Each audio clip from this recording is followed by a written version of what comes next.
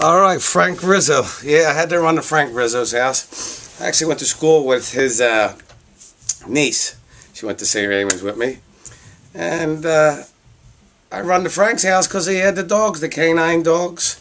He was like a mob guy. He had all the cops had the long black leather coats on, and they would guard and give me a smacks, or whatever. Just had to go home. I was safe because I felt safe over there. They had the dogs. You just run there. But, yeah, growing up was a normal middle-class family. Once in a while, me and my brother, me and Artie, would team up against Frankie. And we'd have these fights with the shoes in the living room. If we had boxes, we'd open the boxes up. I don't know where my mom was. Maybe she went shopping. But we'd have if shoes were the thing. You get hit with a shoe. Bing, bang, everybody's shoes. But we had the cardboard. We'd hide. Me and Artie like the monkeys. Frankie was the Beatles or one way or another. I'm not sure. But these psycho bastards, my brothers. I was jumping in bed one time. When I look in bed, here they put needles, pins, hundreds of them, sticking up. If I had jumped in bed, I might have died. I might have stuck in my eyes. What were they thinking, these guys? These sickos. So I tell my dad, Dad, come look in the bed because there's pins sticking up here. I don't know what happened. Jesus Christ almighty. He gets in there, bing, with the bang, with the bed. They're screaming bloody murder. And, I almost felt bad, but I don't feel bad because they're evil. I can't even believe they did it. But they're screaming bloody murder, and your father's beating you with the belt. But they had the blankets over them. And they're screaming, and he's beating them. He's beating them in the room. I'll tell you a couple times, the shoes were something. My dad could hit you with a shoe across the room. If you were in the kitchen and you were in the living room and he heard something, he would bing. And if he hit you, a lot of times you just duck. He hit me one time. Split my head, a little cut. Ah, I'm bleeding, I'm screaming. Ah, I'm going to play this thing out because he hit me in the head, a direct head, with one of his hard shoes with the hard heels. If he hit you with the hard heel, you were going down.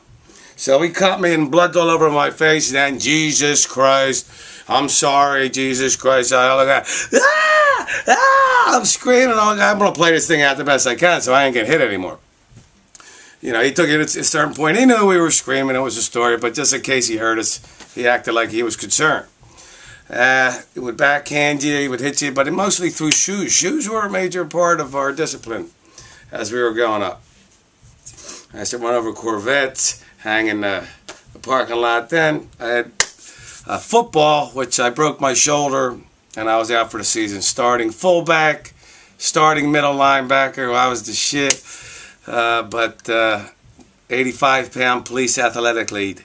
I played 85 pounds. We played the 100-pound team, and I was put out for the season. But everybody bought me the stamps that went into the books. They had the books with all the different players for the football. So I was in the hospital for a month in traction.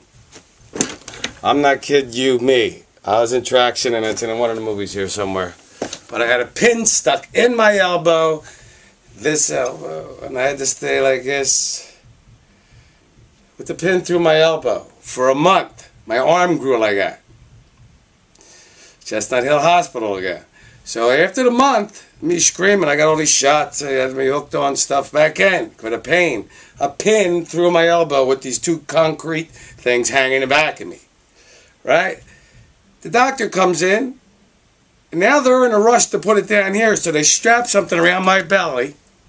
My arm grew like that. It's been like that for a month. Not only holding it up, something pulling at these big dang concrete thing. This doctor has to push it down. I'm like, wait.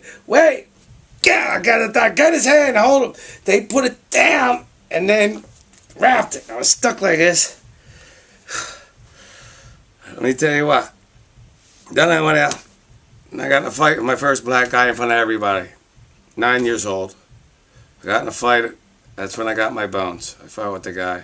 It wasn't my fight. David Cornetti was older than me, was supposed to fight the guy, but he backed out. I got in a fight. Another time, my brother Frankie used to deliver papers at his little red wagon. He was like a little, we don't know what he was, but guess what? It was pretty amazing what he did. He had the little red wagon, and these two black guys come up to him on the bicycles, and I see them talking to my brother down there, and I'm a little guy, and I'm sitting with this guy, Cornetti again, And he's his age. He should help him. I was probably 6, I don't know, 6, 7. But I wanted to help my brother. He looked like he was going to get beat up. And one of them smacked my brother in the face. So he goes, he runs up the hill, watch this, with his little red wagon. These guys got Schwind, you know, they just stole him. Martin Luther King guys from one of the schools came up, and they're going to jump us, right? So they're chasing my brother up the hill at Edmonds.